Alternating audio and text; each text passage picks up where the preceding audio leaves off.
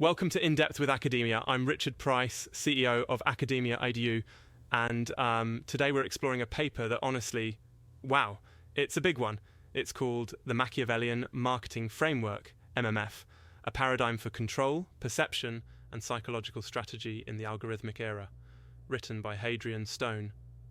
Remember, I'm not here to tell you what's right or wrong. I'm here to neutrally present insights from academic research, so you listening, can reflect on how this all connects to your world. So, let's dig in. What is this Machiavellian marketing framework all about?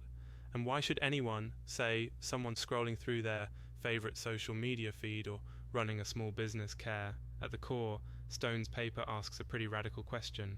Is modern marketing about persuading people, or is it about controlling the very reality people perceive? In other words, has marketing moved past trying to convince you and started working on designing the environment that shapes your beliefs so deeply? You can't even tell where your opinions end and the brands begin? That's honestly a bit chilling, but also super intriguing, right? Because if you're like me, you probably assumed that marketing is about catchy slogans, slick TikTok ads, or maybe the old classic, word of mouth. But Stone argues that the rules have changed drastically. The main idea here is that in the algorithmic era, that is an age run by algorithms, data, narrative loops, the advantage isn't about communication, but about architecture. In this framework, marketers are, well, not just storytellers, but hidden architects building belief systems from the ground up. How does Stone get to this point? The framework draws from some, let's say, heavyweight thinkers. Machiavelli, Nietzsche, Foucault. It's like the philosophy track meets Madison Avenue. Machiavelli believed that appearances matter more than truth. You want to appear good even if you're not. Nietzsche, he saw human behavior as all about imposing your will, controlling meaning. Then Foucault. He's all about power through controlling knowledge and discourse, right? Stone weaves this intellectual trio into a new form of what he calls psychological governance. Not persuasion, but engineering inevitability. That's the claim. So, how does the Machiavellian marketing framework actually work? Stone breaks it down into 4 dimensions: control, perception, scarcity, and inevitability. Let's unpack those for a second. First, control. Marketers don't just want to influence your opinions, they want to shape what enters your field of view, what you even regard as possible or worthy of consideration. Like, imagine only seeing certain choices every time you open a shopping app. Perception comes next. This is about designing the illusion of authenticity. Carefully repeating narratives using symbols and stories to create resonance until it feels genuine. Scarcity, both of goods, but also of information or status, makes things feel valuable or even necessary.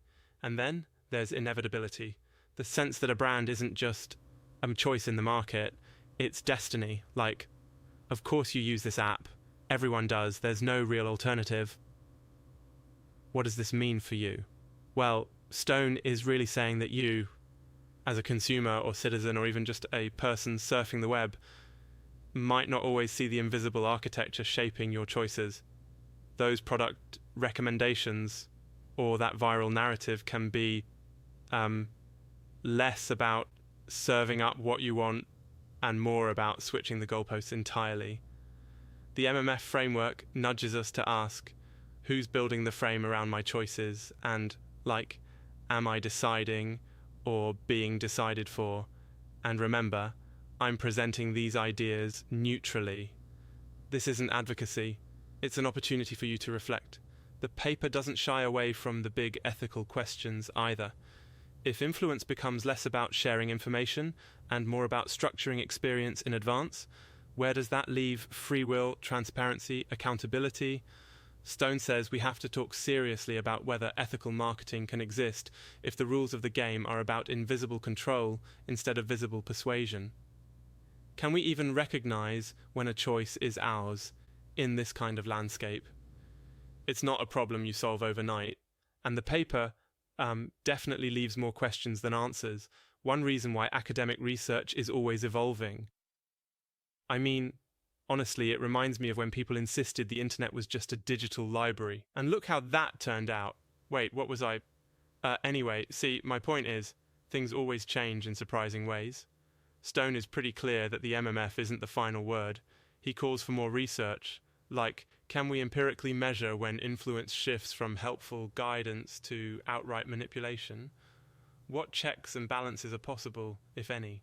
And what would it look like, practically as humans, to design ethically responsible belief architectures? So, to wrap up, the Machiavellian Marketing Framework is not just about marketers or the bad guys behind the curtain. It's about asking big questions that touch everyday life. How do brands, through algorithms, context, and narrative, shape the world as we see it? Can consumers fight back? Do we want them to? That's up to you. Again, not an endorsement, just presenting some fascinating insights for your own toolbox. Thanks for joining me today on In Depth with Academia. I hope you've picked up something to chew on. Next time you encounter an ad that just feels a little too inevitable, I'll see you next time. And remember, knowledge is always a work in progress.